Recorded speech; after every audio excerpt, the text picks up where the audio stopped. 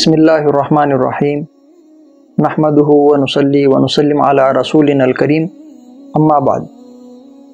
محترم دوستو، ذوالحجہ کا مہینہ ہمارے سامنے ہے، آنے والا ہے، اور یہ مہینہ گویا کہ چند عبادتوں کا مجمع ہے۔ اس میں قربانی ہے،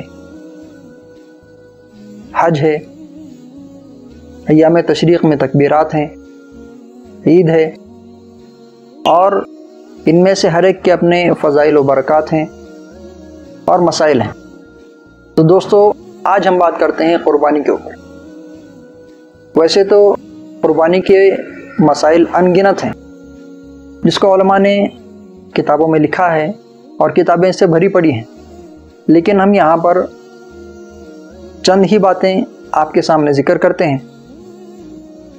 سب سے پہلے ہم آتے ہیں قربانی کے فضائل کے اوپر، کہ اللہ تبارک و تعالیٰ نے فرمایا ہے، قرآن کریم میں مکتوب ہے، قرآن کریم میں لکھا گیا ہے کہ لن ینال اللہ لحومها ولا دماؤها ولکن ینالہ التقوی منکم، کہ تم جو قربانی کرتے ہو اس کا نہ گوشت اللہ کے یہاں پہنچتا ہے نہ خون اللہ کے یہاں پہنچتا ہے، بلکہ اللہ تبارک و تعالیٰ تمہارے دلوں کا تقوی دیکھتے ہیں کہ دل میں کتنا اخلاص تھا، دل میں کتنا تقوی تھا، کتنے اخلاص کے ساتھ میں یہ قربانی کی گئی ہے۔ اللہ تبارک و تعالیٰ اس کو دیکھتے ہیں۔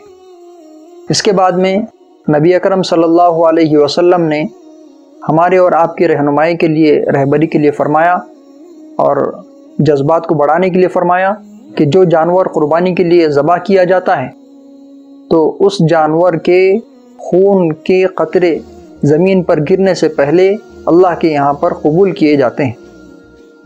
اس کے علاوہ اور اللہ کے نبی صلی اللہ علیہ وسلم نے فرمایا کہ ایام قربانی میں قربانی سے زیادہ مقبول، قربانی سے زیادہ پسندیدہ عمل اللہ کے یہاں پر اور کوئی نہیں ہے، یعنی یہ قربانی والا عمل ان ایام میں سب سے زیادہ مقبول اللہ تبارک و تعالیٰ کے یہاں پر ہے۔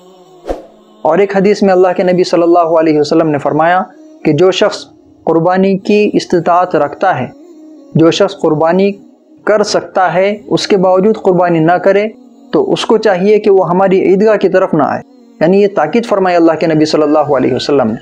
اور ہجرت کے بعد سے جب تک اللہ کے نبی صلی اللہ علیہ وسلم مدینہ منورہ میں حیات رہے، باحیات رہے، تو اللہ کے نبی صلی اللہ علیہ وسلم نے تواتر کے ساتھ، یعنی ہر سال ایام میں قربانی میں برابر قربانی کی ہے۔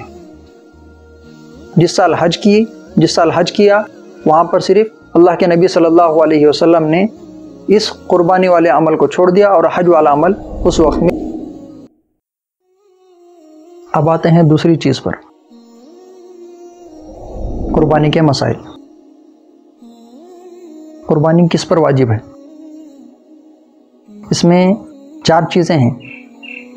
سب سے پہلے مسلمان ہونا، عاقل یعنی سمجھدار ہونا، پاگل اور مجنون پر قربانی نہیں ہے۔ بالغ ہونا، چونکہ اسلام کے تمام احکامات اللہ تبارک و تعالیٰ نے بالغ کے لیے مکلف کیے ہیں۔ اور چوتھی چیز ہے زکوٰۃ کا جو نصاب ہوتا ہے، جتنے مال پر زکوٰۃ واجب ہوتی ہے اتنے مال کا مالک ہونا۔ زکوٰۃ میں اور اس میں تھوڑا سا فرق یہ ہے کہ زکوٰۃ ادا کرنے کے لیے سال کا گزرنا ضروری ہے، اور قربانی کے لیے سال کا گزرنا ضروری نہیں۔ اتنا مال کا مالک، اتنے مال کا مالک یہ ابھی موجود ہے اس کے پاس میں، تو یہ ابھی قربانی کر دے۔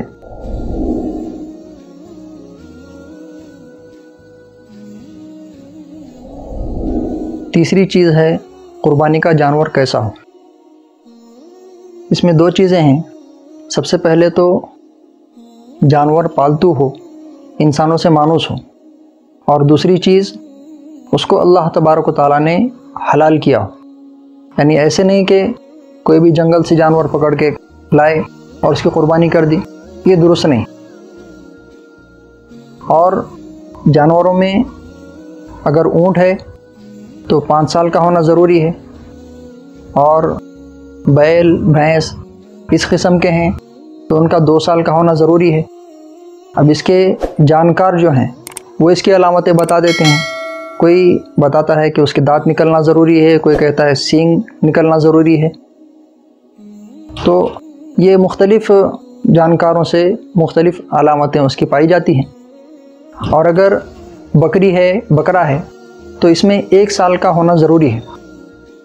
اور اگر دمبا ہے، بھیڑ ہے، تو 1 سال سے کچھ کم ہو جائے تب بھی چل جائے گا، 6 مہینے سے زائد، لیکن اس کی حیت 1 سال کا ہو ایسی نظر آ جائے تو یہ جانور بھی قربانی کے لیے چل جائے گا، درست ہوگا.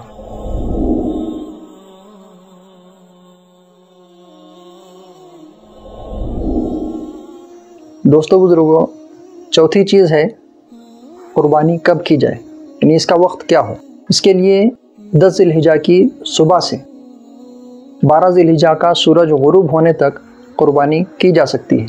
رات کے وقت بھی قربانی کرنا درست ہے، لیکن علماء نے اس کو مکروہ لکھا ہے، اس وجہ سے کہ رات کو جو قربانی کریں گے تو یہ صحیح سے پتہ نہیں چلے گا کہ جانور کی جو نس ہے وہ نس صحیح سے کٹی یا نہیں کٹی.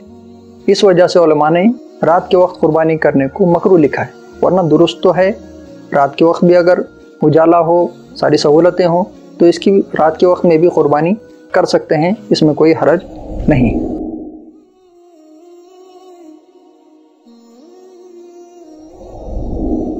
پانچویں اور سب سے اہم چیز یہ ہے کہ اس لاک ڈاؤن میں ہم قربانی کیسے کریں.